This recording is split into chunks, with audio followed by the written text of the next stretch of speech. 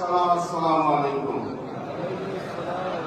ইসলামী ছাত্র শিবিরের এই ধরনের অনুষ্ঠান আসলে এই ঘরের মধ্যে হয় না।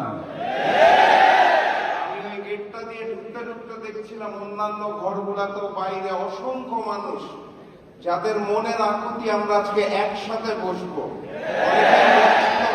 অনেকের সেই মন খারাপ চেহারাটা আমি দেখতে দেখতে আসার সময় দেখছিলাম। আমি ইসলামী ছাত্র শিবিরকে অনুরোধ করব, গতবার যেভাবে হয়েছিল সোহরাওয়ার্দী উদ্যান আমার থাকা সম্ভব, এই একটা দিন আমার কাছে মনে হয় ইসলামী ছাত্র শিবিরের সবাই একসাথে থাকতে চাই এবং আমিও একসাথে থাকতে চাই সবার। এলইডিতে দেখে আসলে মন ভরে না। এই দিনটা ইসলামী ছাত্র শিবিরের অনুষ্ঠানে আসলে আমার নিজের বয়স 15 বছর কমে যায়। আমি ইসলামী ছাত্র শিবিরের সকলকে ধন্যবাদ এবং অভিনন্দন জানাতে চাই। কারণ হচ্ছে জুলাই গণঅভ্যুত্থানে তাদের যেই ভূমিকার জন্য আজকে এখানে দাঁড়ায় একটা নতুন দেশ, একটা নতুন স্বাধীন জায়গায় আমি অন্তত বক্তব্য রাখতে পারছি, এটা আমি বিশ্বাস করি। এবং বাংলাদেশের মানুষ বিশ্বাস করুক আর নাই করুক, মানুক আর নাই মানুক, ইতিহাসে লিপিবদ্ধ করুক অথবা নাই করুক, ইহাই সত্য।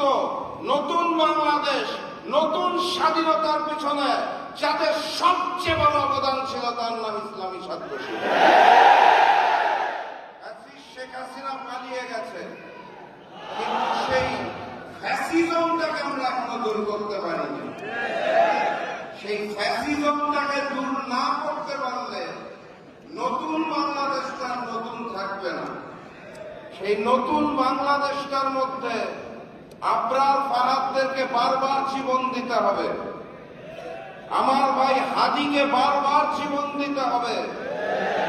কিন্তু আমরা তো অগাস্ট মাসের 5 তারিখেই শপথ নিয়েছিলাম, এই নতুন বাংলাদেশে নতুন করে আর কোনো স্বৈরাচার থাকবে না। এই নতুন বাংলাদেশে নতুন করে আর কোনো ভারতীয় আধিপত্যবাদ থাকবে না। এই নতুন বাংলাদেশ হবে ন্যায়ের বাংলাদেশ, মানবতার বাংলাদেশ, ইসলামের বাংলাদেশ এবং কোরআনের বাংলাদেশ। সেখান থেকে বিচ্যুত হওয়ার আমাদের কোনো সুযোগ নাই। 90% মুসলমানের দেশ। আমি প্রায়শই একটা বক্তব্য শুনি, একটা স্লোগান শুনি, কোরআনের আলো ঘরে ঘরে জ্বালো, ইসলামের আলো ঘরে ঘরে জ্বালো। আমি প্রায় এই স্লোগানটা শুনি, আপনারা শুনেন নাকি?